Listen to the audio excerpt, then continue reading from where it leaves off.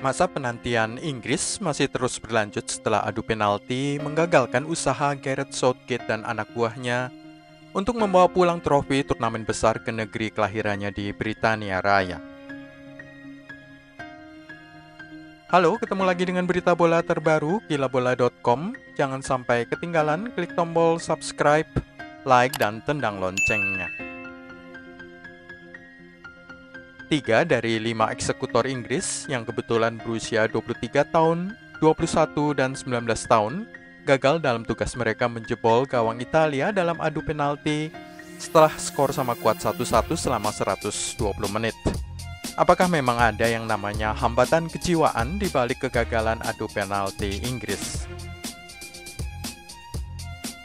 Sudah 55 tahun Inggris menunggu. Penantian panjang Inggris untuk trofi turnamen besar terus berlanjut.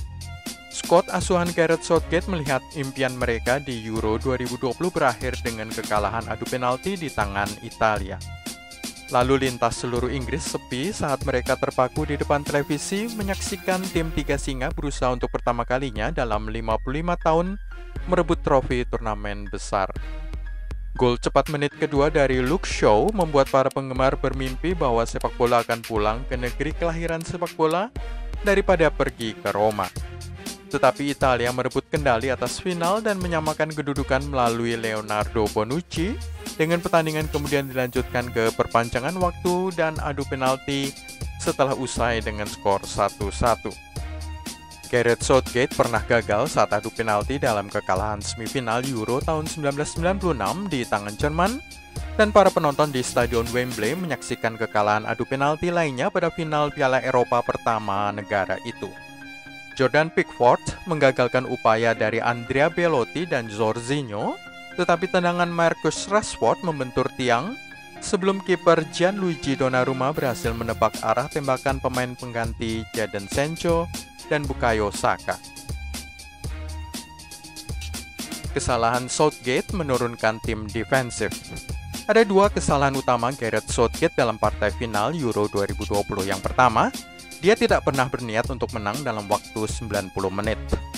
Sang manajer tim nasional memasukkan satu pemain belakang tambahan dalam starting 11 di partai final.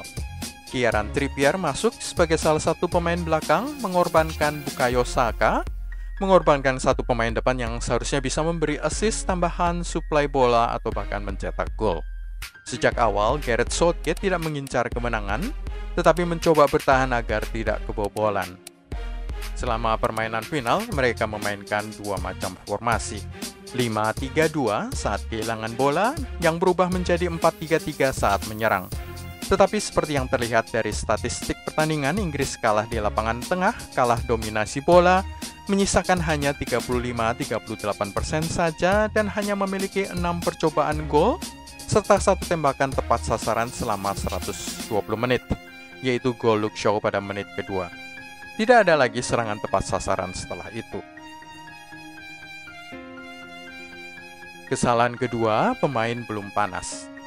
Kesalahan kedua dari manajer Gareth Southgate adalah menurunkan pemain yang belum panas, belum menyentuh bola satu kali pun selama laga final sebagai pengambil tendangan penalti, Marcus Rashford dan Jadon Sancho. Pemanasan di pinggir lapangan tidak akan cukup. Bagaimana Southgate bisa berpikir seperti ini? Faktanya adalah Marcus Rashford hanya bermain 4 kali, seluruhnya dalam peran sebagai pemain pengganti sebelum laga final saat dia dimasukkan pada menit ke-120. Rashford bermain hanya 19 menit melawan Kroasia, 16 menit melawan Skotlandia, 23 menit melawan Ceko, 25 menit melawan Ukraina pada partai perempat final yang terjadi 8 hari sebelum final. Jadon Sancho juga demikian, 6 menit saja melawan Ceko, 90 menit melawan Ukraina yang terjadi pada tanggal 3 Juli, dan nihil menit saat masuk menit ke-120 sebelum adu penalti pada tanggal 11 Juli. Bukayo Saka, penendang penalti nomor 5, adalah pemain yang paling banyak menit bermainnya dari 3 pemain tersebut. Saka bermain 84 menit melawan Ceko, 69 menit melawan Jerman, 69 menit melawan Denmark saat semifinal, 4 hari sebelum final, dan sudah bermain 20 menit sebelum melakukan adu penalti. Tetapi seperti kata Jose Mourinho, Inggris masih punya Luke Shaw, masih ada John Stones, dan Raheem Sterling yang seharusnya bisa memikul tanggung jawab besar sebagai pelaku tendangan penalti. Mereka adalah pemain senior. Jangan malah dipasrahkan ke pemain muda yang tidak bisa menahan beban tekanan besar di pundaknya. Gagal adu penalti ke-7 kalinya. Gagal adu penalti pada final Euro 2020 adalah kegagalan adu penalti ke-7 kalinya dalam sejarah tim nasional Inggris pada turnamen besar internasional. Sebelum ini, gagal adu penalti melawan Jerman Barat pada tahun 1990 saat tendangan dari Chris Waddle melayang di atas mistar dan mengirim Jerman ke final Piala Dunia. Kemudian gagal lagi melawan Jerman pada tahun 1996, Argentina pada tahun 1998, gagal melawan Portugal pada tahun 2004 dan 2006, serta Italia pada tahun 2012.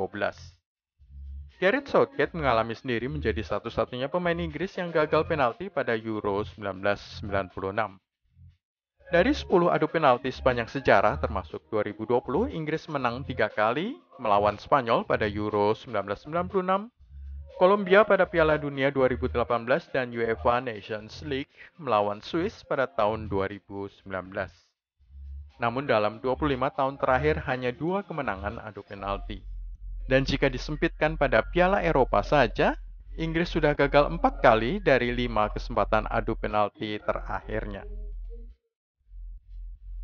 Angka sukses Inggris jatuh saat adu penalti. Menurut data, angka kesuksesan penalti Inggris saat open play berada pada kisaran 90%. Tetapi dalam adu penalti, angka kesuksesan itu jatuh menjadi 60% saja. Sementara untuk musuh besar Inggris, Jerman, justru sebaliknya yang terjadi. Angka sukses penalti saat open play hanya 75%, tapi naik menjadi 85% saat adu penalti. Buru-buru penalti menjadi bencana. Memang ditemukan ada masalah kejiwaan di sini. Ingin cepat-cepat selesai dari tanggung jawab besar. Tendang saja dan semoga gol. Toh lebar gawang 7,3 meter dan tingginya 2,4 meter. Mudah sekali gol, bukan? Tetapi ternyata tidak semudah itu. Seperti yang ditemukan oleh psikolog olahraga Bradley Bush, semakin pendek waktu yang dibutuhkan oleh penendang penalti untuk menyepak bola sejak peluit ditiup, semakin besar kegagalannya. Bush menemukan bahwa pemain Inggris rata-rata hanya butuh waktu 0,2 detik saja untuk bergerak menendang penalti sejak peluit ditiup oleh wasit. Sementara angka rata-rata kesuksesan penalti di level Piala Eropa adalah 2,5 detik. Inilah yang disebut sebagai mentalitas tendang saja semoga gol. Berharap keberuntungan bukan skill atau usaha psikologis untuk mengatasi tekanan selama beberapa detik tersebut. Itulah pula sebabnya kita melihat para pemain mengambil nafas panjang berkali-kali sebelum mulai lari dan menyepak bola pada adu penalti. Eksekutor dianjurkan menahan lebih lama tekanan kejiwaan itu, jangan terburu-buru ingin lari dari tanggung jawab.